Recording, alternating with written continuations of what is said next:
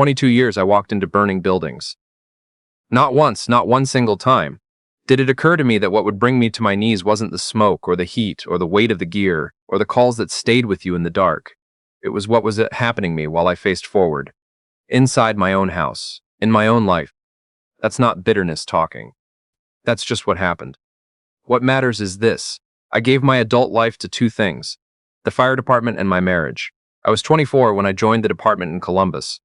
Green as spring grass, barely holding myself together, but stubborn enough to pass every test they threw at me. 22 years after that, I was still there. Station 18, ladder company. I'd seen things in that time I'll never be able to fully describe, and carried things home in my chest that don't have names. But I also watched men retire with their dignity intact, with their families around them, with something to show for the years. That's what I wanted. That's what I thought I was building.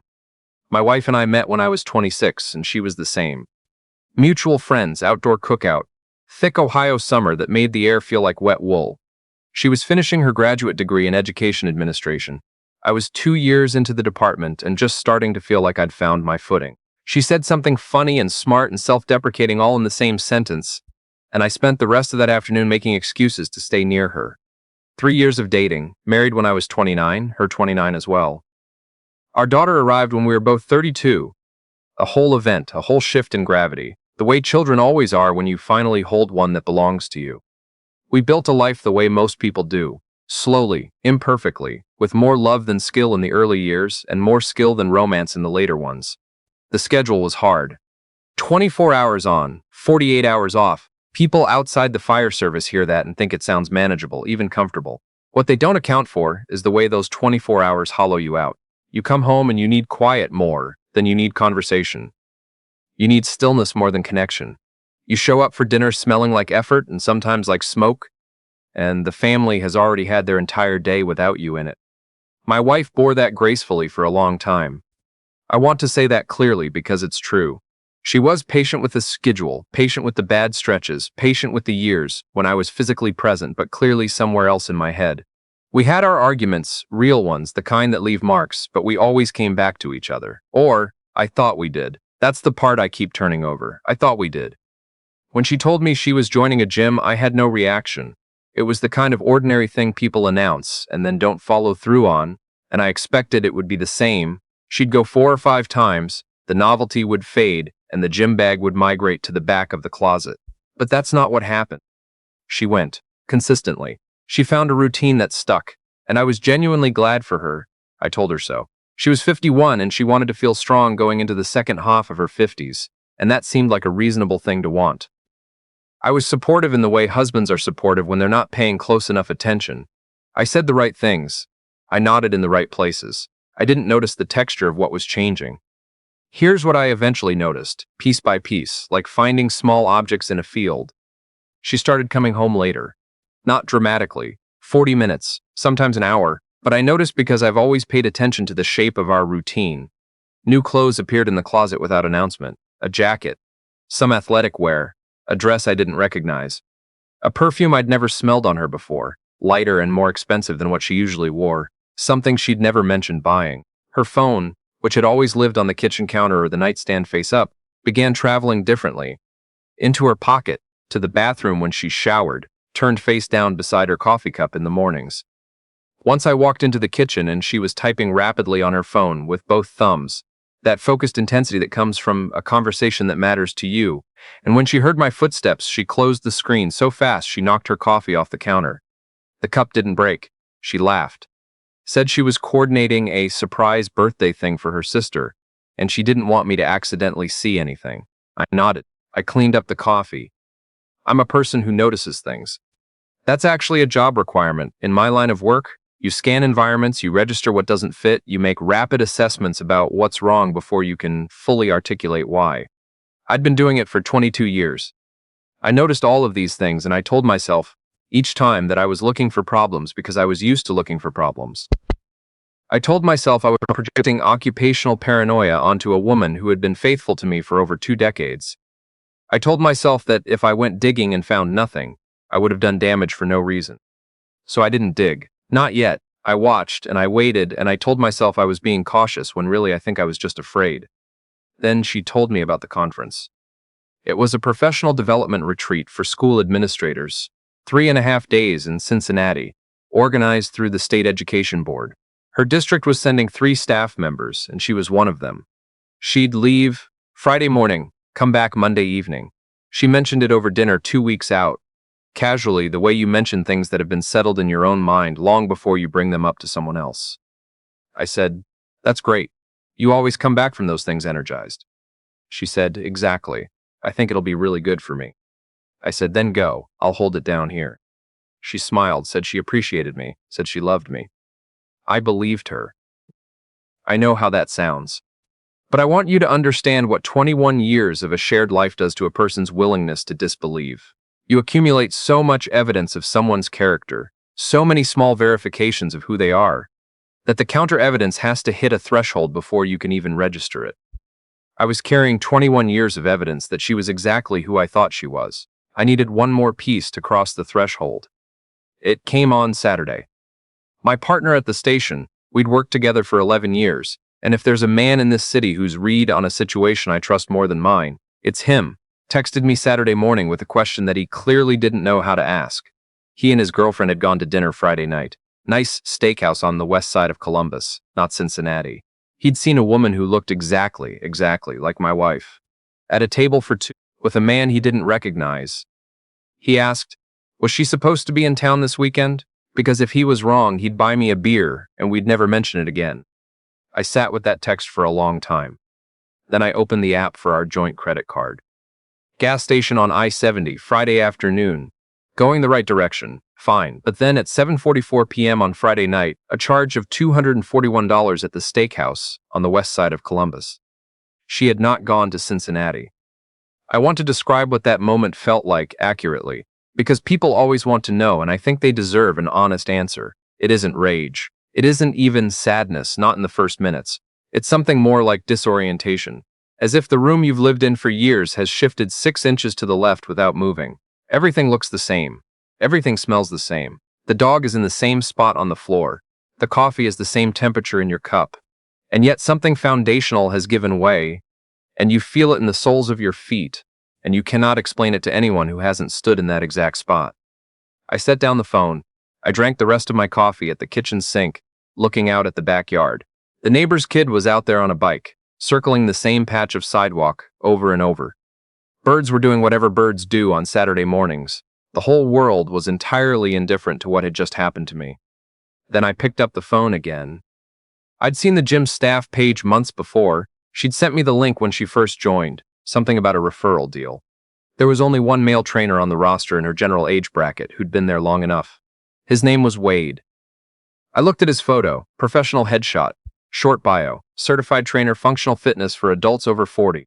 I'd seen his type 1,000 times. Mid-30s, the kind of person who's built their identity around being useful to people who are trying to improve themselves. Friendly. Encouraging. Present in the way that I, working 24-hour shifts, was sometimes not. I called the hotel where the conference was supposed to be held. Her handwriting was still on the kitchen calendar. Name of the hotel, city, check-in date. I called the front desk and asked if I could be connected to anyone associated with the State Education Administrators Conference this weekend. The woman on the phone paused. Said there was no conference by that name booked for this weekend.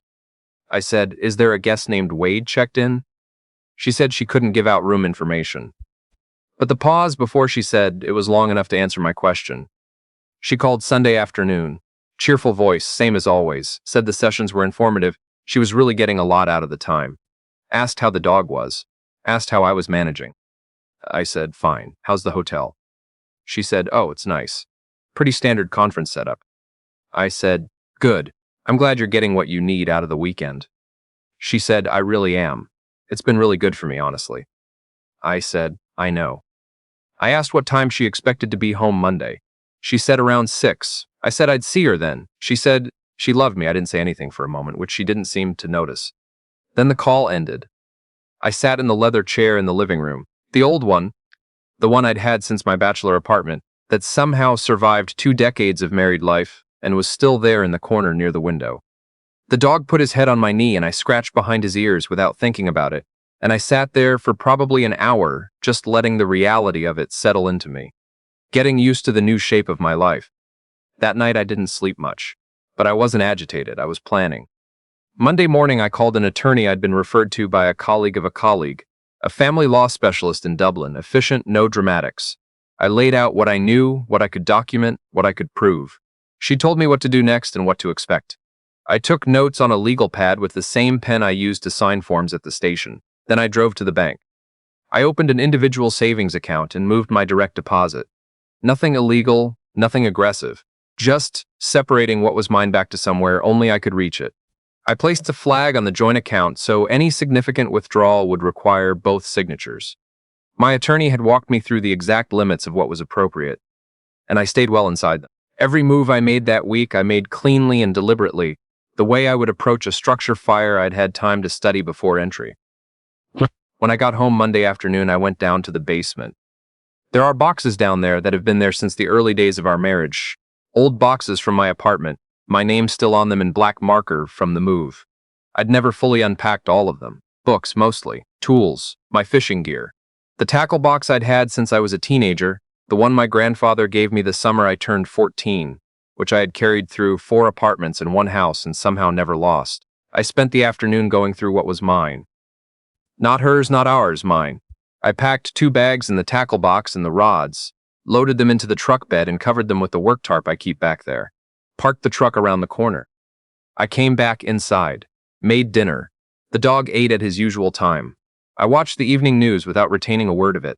I set the manila envelope from my attorney in the exact center of the dining room table, squared up with the edge, and then I went back to the leather chair and I sat in the quiet of the house and I waited.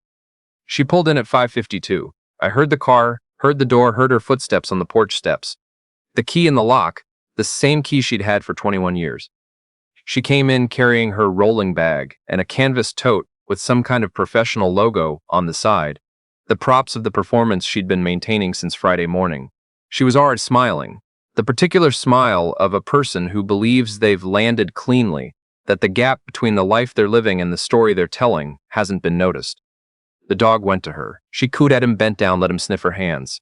Then she looked up, saw me in the chair, said, "Hey you, I missed you." I said, "I know you did." Something changed in her face, not comprehension, not yet, but the registration that something in the room was different. She glanced around in the instinctive way people do when they can't name what's wrong. Then she saw the envelope on the dining room table. She walked over slowly, picked it up, turned it over, opened it. I watched her read the cover letter. I watched her face move through the sequence. Comprehension, disbelief, the beginning of collapse. She read it twice. Then she set the papers down on the table and she looked at me. Said, "What is this?" Not a question, a refusal to accept the question. I said, "It's exactly what it looks like." She started talking fast. She always talked fast when she was backed into something. I'd known that about her for over 2 decades. She said it was a mistake. Said she'd been feeling invisible, feeling like she was disappearing into a routine she hadn't chosen, feeling like she was going through motions that no longer meant anything.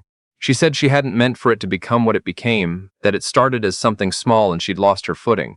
She said she was sorry, desperately sorry. She said we had too much between us to let one terrible mistake erase it. She said she'd do whatever it took, any work, anything. I let her finish. Then I said, "You told me this weekend was really good for you." She went quiet. I said, "Sunday, on the phone. You said sessions were informative. You said you were really getting a lot out of the time. You said, and I'm going to quote you exactly here, it's been really good for me, honestly." I looked at her steadily. "You sounded like a woman who had exactly what she needed." I paused. "Now you have..." She started crying, the panicked kind, not the grief kind. I'd seen enough of both in my career to know the difference. She asked if we could just talk, really talk, if she could have that much. I stood up from the chair. I put on my jacket. I said, "My attorney's contact information is on the second page. She'll handle the process from here. I've arranged for the dog to stay with me." I walked to the front door. She said my name, just once. In the register she used when she actually meant it, the one I hadn't heard in longer than I'd admitted to myself. I opened the door. The evening air came in. I didn't turn around. I said, "No more chances." And I walked out. I stayed with my brother in Gahana for the first few weeks. He's a quiet man and he understood without being told that I didn't need analysis or opinions. I needed somewhere to put my boots and somewhere to sleep. He gave me that. We watched baseball. We grilled a couple of times. He didn't ask me to talk about it until I was ready, and when I was ready, there wasn't much left that needed to be said. The divorce took 8 months. No children still at home, no contested property that couldn't be handled cleanly once the right attorney was involved. She bought out my share of the house, which gave me a solid foundation. I put down on a 2-bedroom apartment near the river. 7-minute walk to the water, which I hadn't had since I was a kid visiting my grandfather. I bought a decent chair. Nothing leather, nothing sentiment. I replaced the fishing rod I'd accidentally left in the garage and added a second one. I started cooking, which was something I had always claimed I didn't have the time for. As for Wade, the gym had a professional conduct policy covering trainer relationships with clients. And it turned out that what had happened with my wife was not the first time those boundaries had been tested on his end. A formal complaint was filed. He was let go. His certification went into a review process that, from what I understand, was not brief or comfortable. Someone left a note on the windshield of his car in the gym parking lot one evening. Plain handwriting on plain paper, it said, "Married clients are not your opportunity." I don't know who wrote that. I have my guesses. 8 months after I walked out my own front door, my daughter called me on a Thursday evening. She was 23, and she'd known enough of what had happened to form her own conclusions. She said, "Dad, I just want you to know, I think you handled it exactly right." I sat with that for a moment longer than I expected to. I thanked her, told her the apartment was shaping up and she should come see it. I'd cook something. She laughed. "Since when do you cook?" I said, "Turns out I had the time all along. I just wasn't spending it right." That night I sat by the window with a cup of coffee and listened to the city going about its ordinary business. Cars on the street below. Somebody's dog 2 floors down. A neighbor's television through the shared wall, a game show or something. Audience laughter at intervals. The completely unremarkable sounds of a life that knows nothing about what you've been through and owes you nothing for it. I thought about 22 years of running into burning buildings. I thought about all the things as I'd survived, all the things I'd believed were solid that turned out to be hollowed out underneath. I thought about trust, what it means to spend it carefully over decades, and what it means when someone spends it on you without your knowledge, like pulling money from an account they were never supposed to touch. Then I put down the coffee, and I went to bed, and for the first time in longer than I could accurately measure, I slept clean through till morning. Some fires you see coming. You suit up, you study the structure, you plan your entry point and your exit, and you know what you're walking into before you take that first step through the door. Some fires you're already standing in the middle of before you even smell the smoke. The only thing that matters, the only thing that has ever mattered, is that you walk out on your own 2 feet when it's done. That you don't let it take you with it when it goes. I walked out. I always do.